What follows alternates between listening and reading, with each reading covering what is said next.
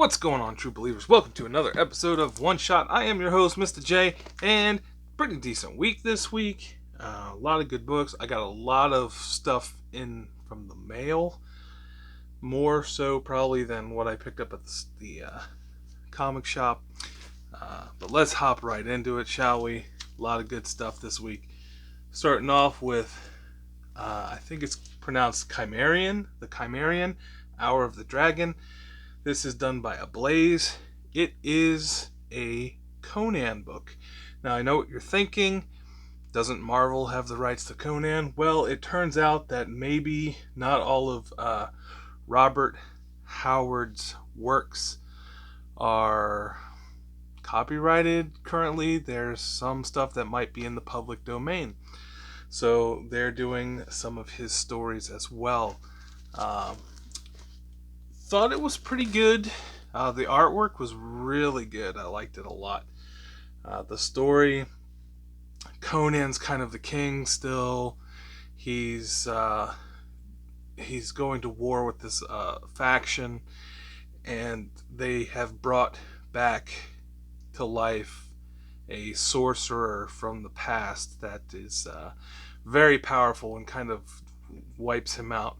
And they capture Conan. And that's kind of where this book ended. And I thought it was really good.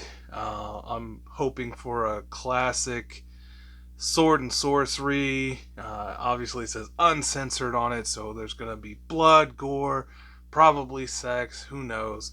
But I thought it was pretty good. And always down for another indie publisher on my list.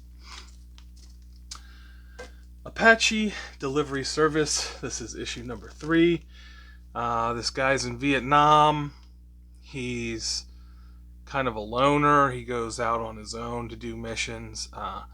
Kind of gets brought into a treasure hunt with this guy that he met out in the woods, which we don't think he's probably that trustworthy.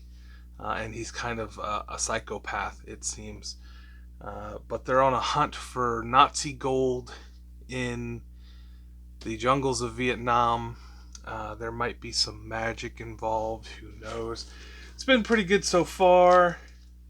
I don't know. I think this one could have been... it's going to be very short. I have a feeling, for sure. But it's been decent. The Punisher is back. Issue number 1. I really enjoyed this book. I don't know what it was, but I thought it was absolutely amazing. And before I get into that, issue number 1, they did the final Alex Ross, what do they call that? The whole series.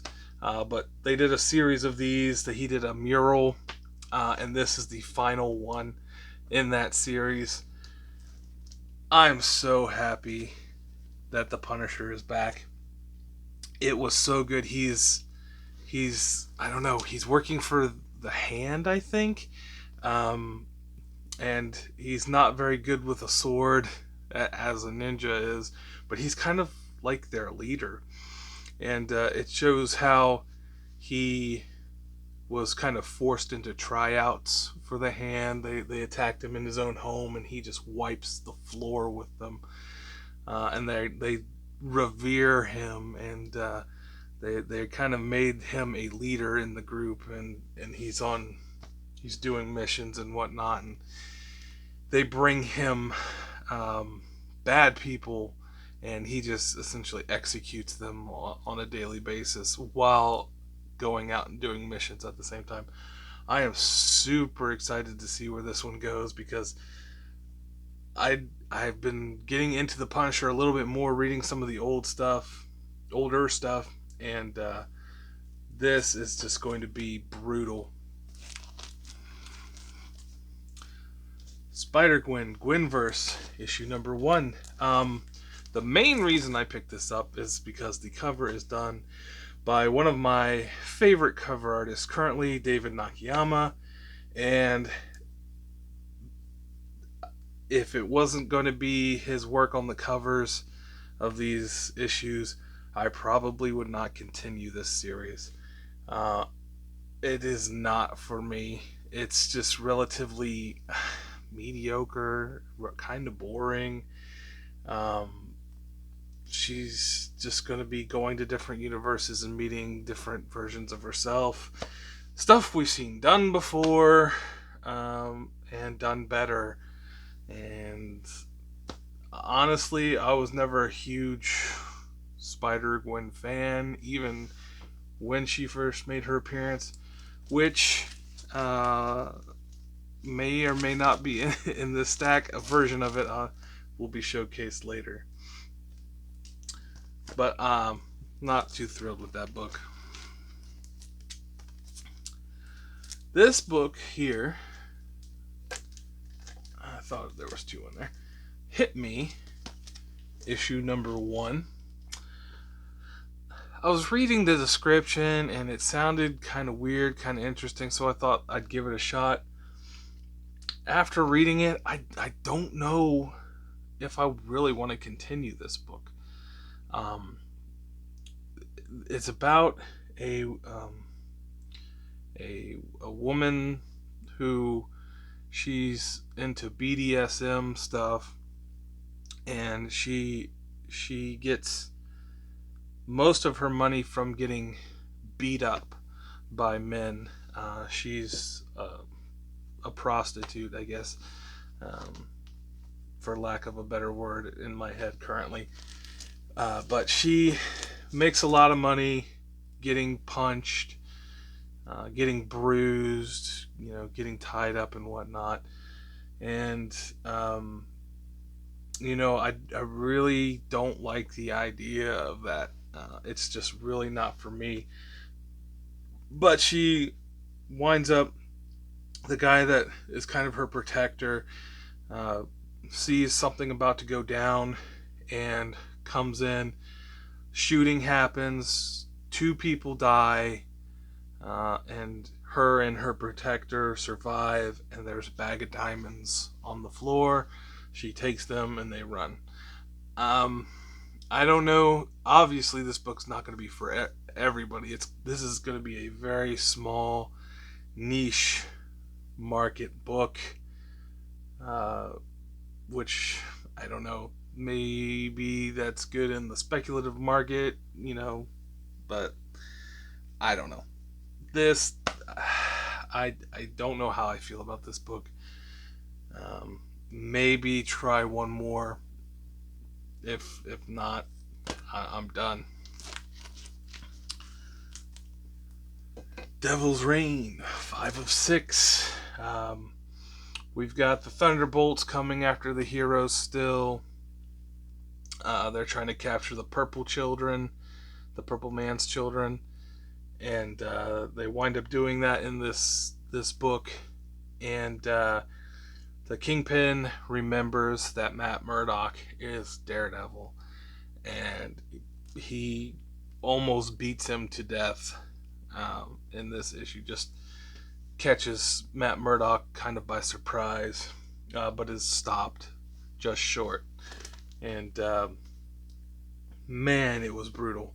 Just watching the Kingpin lose it and just hammer into Matt Murdock's face. It was absolutely brutal. Only one more issue left in this one. I'm wondering where they're going to go with it. They've alluded to a Kingpin running for president scenario, so that would be interesting to see. But that would be kind of reminiscent of DC doing that with Lex Luthor. I mean, 2 bold white men with power running for president. Kind of very similar. But Chip Zdarsky's writing, it's pretty good.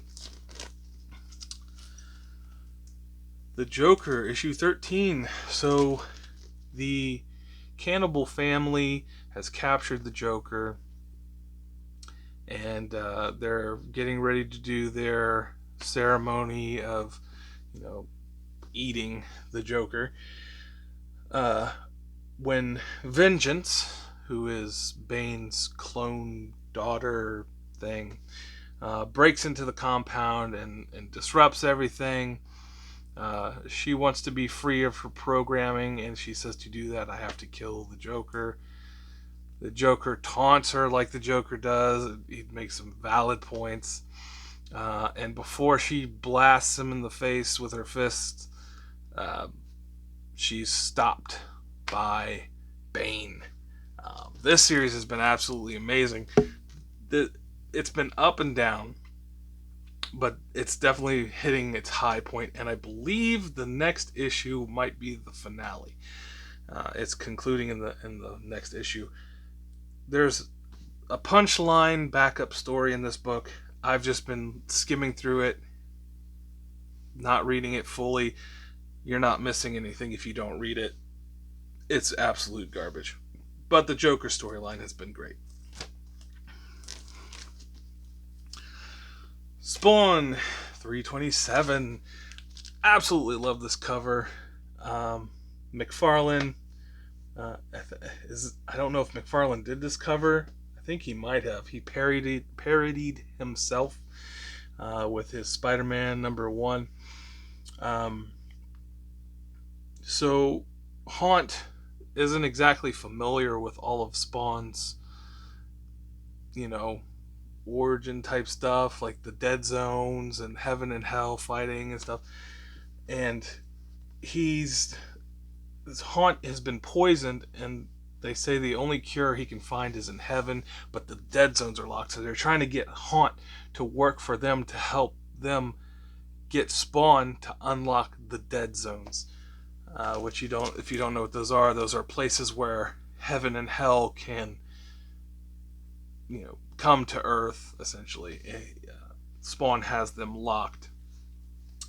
And so now there was a huge argument between him and Spawn because he doesn't want to die. But Spawn's just like, I don't care. But Spawn knows he needs as many allies as he can get, so he's like, alright, let me help you out. We'll see what we can do. This book is absolutely amazing. This cover is probably one of the best I've ever seen in a Spawn book. And a $2.99 price tag, you don't see that anymore. Fantastic series, Spawn. Venom #6.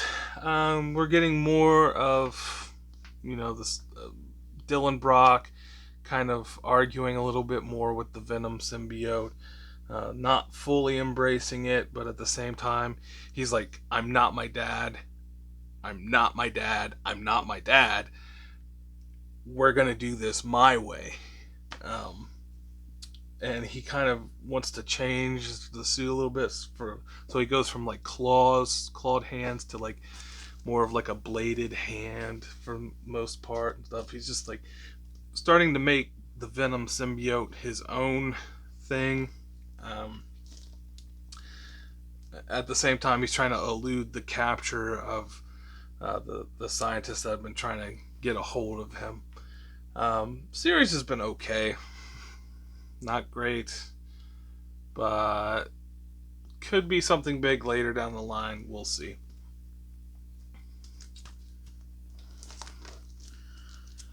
Han Solo and Chewbacca #1. This takes place before Han Solo meets up with Luke Skywalker and Ben Kenobi and whatnot. He's working for Jabba at this time. He's forced into a situation where he has to work with Greedo. He doesn't like that. And they have to go back to his home planet of Coruscant. Not Coruscant. Where is he from? Not Alderaan. I'm blanking on the planet that he's from. Might think of it later. But they're going back to his home planet, Corellia. That's it.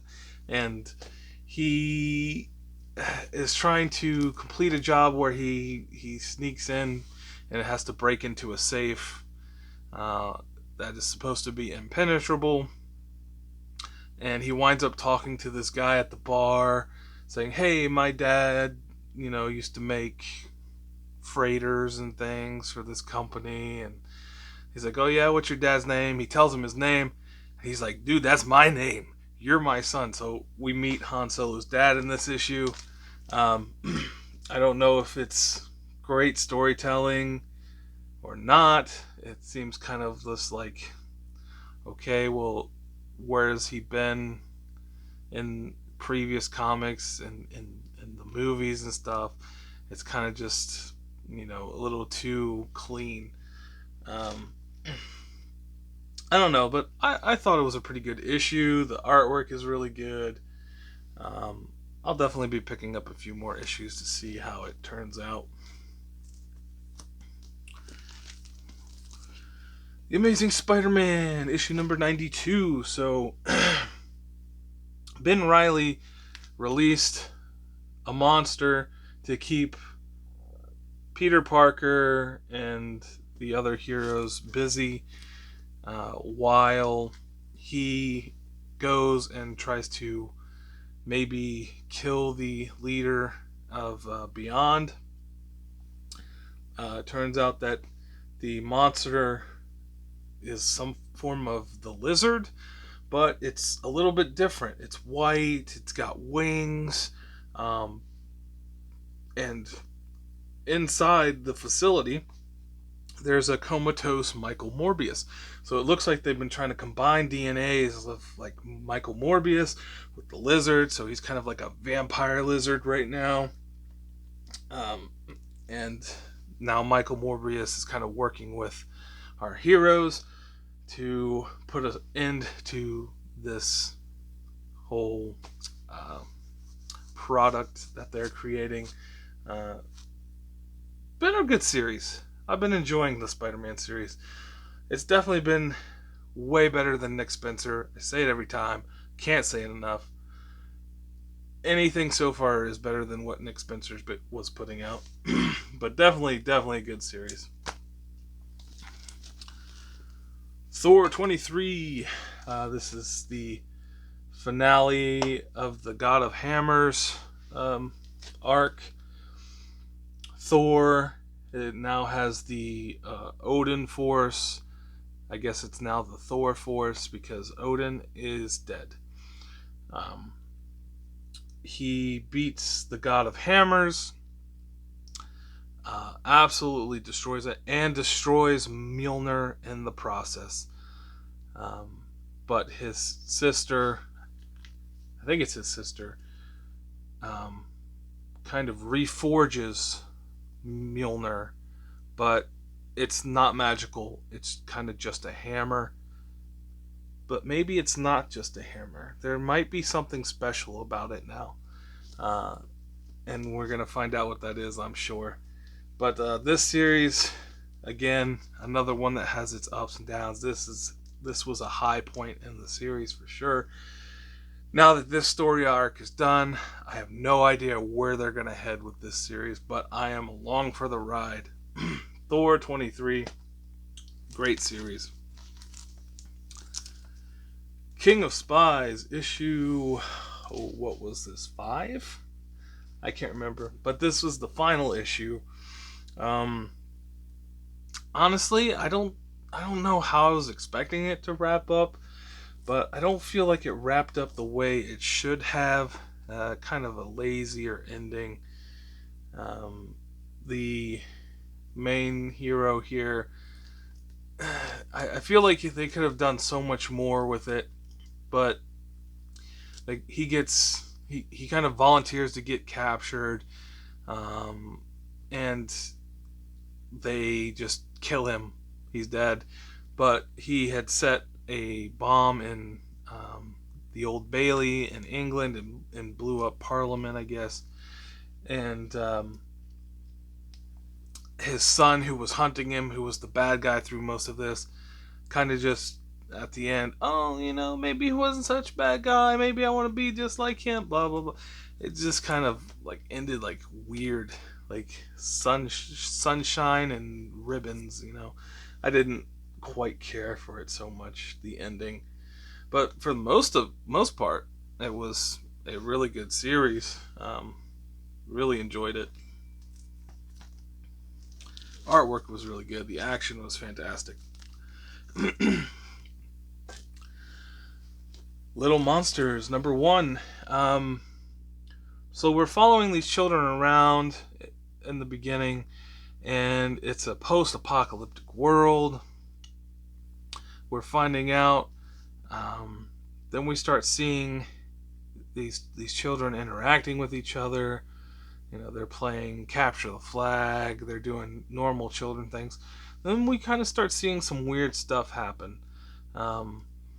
One child jumps off of a pretty high rooftop and survives with mostly just an injured leg.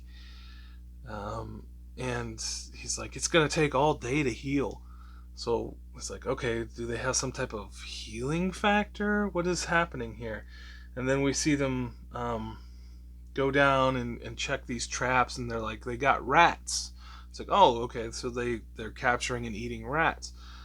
Well, they're not cooking them. They're just essentially draining them, eating them raw. And then we start to get some more dialogue, and they're like, oh, it's the sun's coming up. So, oh, this has been happening at nighttime. Well, we need to go to bed because the sun's coming up. And then we start to realize these children are vampires. They're vampires in a post-apocalyptic world where there's not very many people left, if any. That concept is just amazing to me. I don't know why. The artwork is really good. It's a lot like the artwork you see here inside. And man, I am along for the ride on this one. I didn't know what to expect when I ordered this book, and it couldn't have been any better for my expectations. 7 Secrets, issue 15. We're starting to come to the end of this series. We're starting to learn more about what some of these secrets are. One of the secrets, they opened it up, and it's supposed to be this kind of world-ending demon, but it's a baby, and it's not fully grown.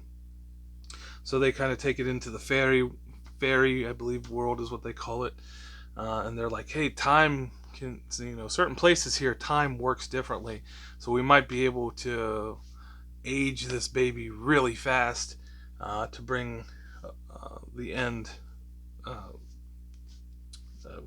quicker. And then we find out that the case that our main character Casper here has been carrying around, it's empty. He's been carrying around an empty case the entire time. And the big reveal for this thing is the secret was never in the case. He is the secret. So he's obviously special because he can fly. He's got powers and things. But now we're finding out that he is the secret that they've been hiding. So, I mean, this series, it started out really good, then it kind of lulled off, and now it got really good again. I liked it. The artwork is amazing. I like that bright colors that this book has. And now there's not going to be much more of it left, which I'm okay with. It's been a good series. If you can pick it up on trades or like a compendium or something, definitely give it a read. It'd probably be better read in that style, that format. And let's go with some of the things that I picked up. I got Batman issue 457. This is the first appearance of Tim Drake in his Robin outfit. It's kind of a hot book, and then cold book, hot book. I think I got it at a decent price during a cold period. And then I've got Batman 475. This is the first appearance of Montoya, I believe. and people are specking on her being something soon, but I don't know. We'll see. And then Crisis on Infinite Earths #7, classic cover. The death of Supergirl in this issue. Obviously, she didn't stay dead, but this is definitely a classic cover. And then Justice League issue 12. This is the first appearance of Ice.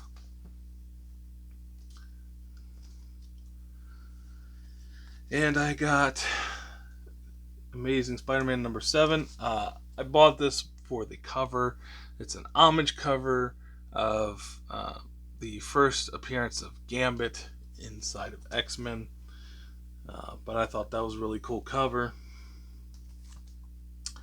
And then Tyler Kirkham put out I know a couple artists actually did reprints of Edge of Spider-Verse #2, which is the first full appearance of not Ghost Spider, it was Spider-Gwen at the time. And then this is the Tyler Kirkham variant that I thought was really good, so I picked that up. And now on to my favorites, David Nakayama. I can't remember what most of these issues are because I haven't been reading them, but I thought absolutely amazing Virgin variants done by my favorite artists. I think he likes Storm a lot because when I was looking up his work, he's got like 3 books of nothing but like Storm Virgin variants. Emma Frost here. Thought that one was really good.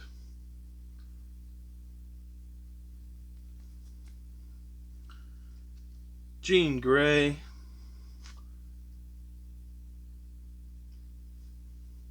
There's a one where it's the blue background. I think it was like a con exclusive somewhere. That one's out there. And then what I thought was really cool, the Mystique one. I like that blue on blue quite a bit. Well, that is all I have for you today. If you could, drop down below, leave me a like, leave me a comment, tell me what I should be reading. Tell me what you're reading, what books you're really into right now. If there's anything I should be on the lookout for, definitely I'll give it a whirl to see if I can find it. But yeah, thanks for stopping by. Join us next week for another episode of One Shot, and as always, have a good day.